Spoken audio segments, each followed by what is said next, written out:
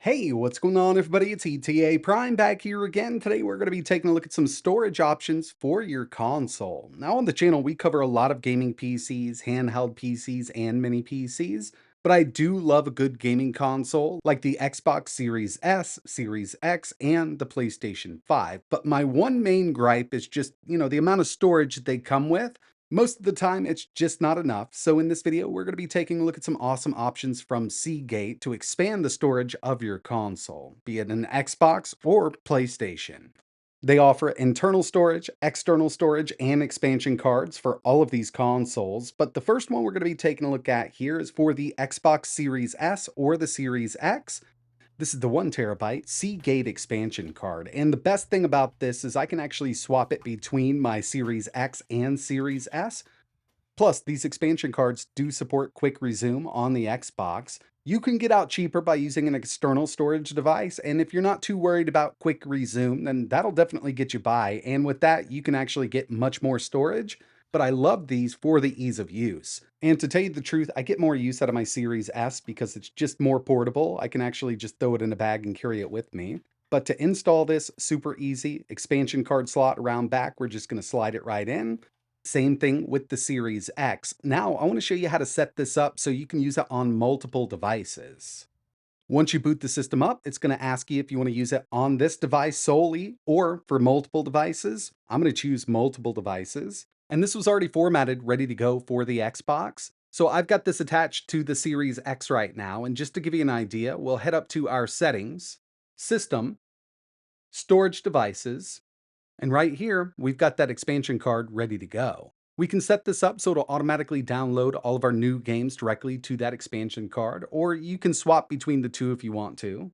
Over on the left-hand side, change installation locations. And I've got this set up so it'll all go to that expansion card. If I'm going to be using the Series S in another room, I can just pull this expansion card out, put it in over there, and I've got all of those games I've already downloaded.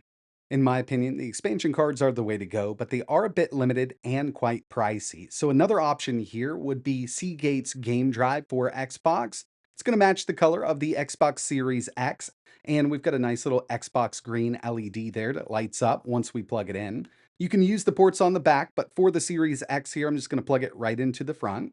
And unlike the PlayStation 5, we can install Xbox games directly to this, 360 games, applications, and media. Once you plug it in, it's going to ask you if you want to rename the drive. We'll also have to format it, and we're going to be able to choose the location of our newly downloaded games. Back to our system settings and storage, we've got the internal drive. Expansion card is still plugged in, but now we've got this 2 TB external drive, and we can transfer our games from any of these drives to any other drive. It's actually pretty simple to do. I'll just move a few of these over to that new external drive that I installed, and we can choose either the expansion card or external from here. We'll just go with that external because we've got 2 TB to work with here. Now keep in mind, when using an external drive like this, you're not going to be able to use the quick resume function that comes in really handy with the Xbox. That's only going to work with the internal storage or a Seagate expansion card. So these are great options for the X. So these are great options for the Series X or the Series S. But when it comes to the PlayStation 5, we've also got a few options that we can use. This is Seagate's 5 TB game drive for the PlayStation 5. It'll work with the PlayStation 5 Pro also. I've just got the original PS5 here, and it does match the color. Plus, we've got that blue LED light bar to match the console, but keep in mind, you will need to plug this into one of the rear ports on the PlayStation 5 for it to function properly. Those are the super speed ports on the PS5. And another thing to consider when using an external drive with the PlayStation 5 is you can actually install PlayStation 5 games to this drive. You're only going to be able to install media and PS4 games. Unfortunately, the way they've got this set up, it just won't allow you to install to the external drive. You will need to expand the storage by installing an M.2 SSD. And luckily, Seagate does offer some really fast M.2 SSDs for the PlayStation 5. But to give you an idea here, you can see that PlayStation 5 installation is grayed out. We can only install the PS4 games and apps to the external storage. So we're going to move over to installing one of Seagate's M.2 SSDs in the PlayStation 5. This is Seagate's 2 terabyte PS5 NVMe SSD. It's got a massive heatsink on it, and it's going to fit perfectly in the PlayStation 5 or the PlayStation 5 Pro. To do this, you're going to need a screwdriver, and we do need to remove the side panel of the PlayStation 5. It's actually pretty simple. If you pull up on the top and then push downwards, the side panel should come right off. And now we've gained access to where we're going to be installing that NVMe SSD. Right here, we've got a little hatch. This is where that screwdriver is going to come in handy. We'll just remove this cover.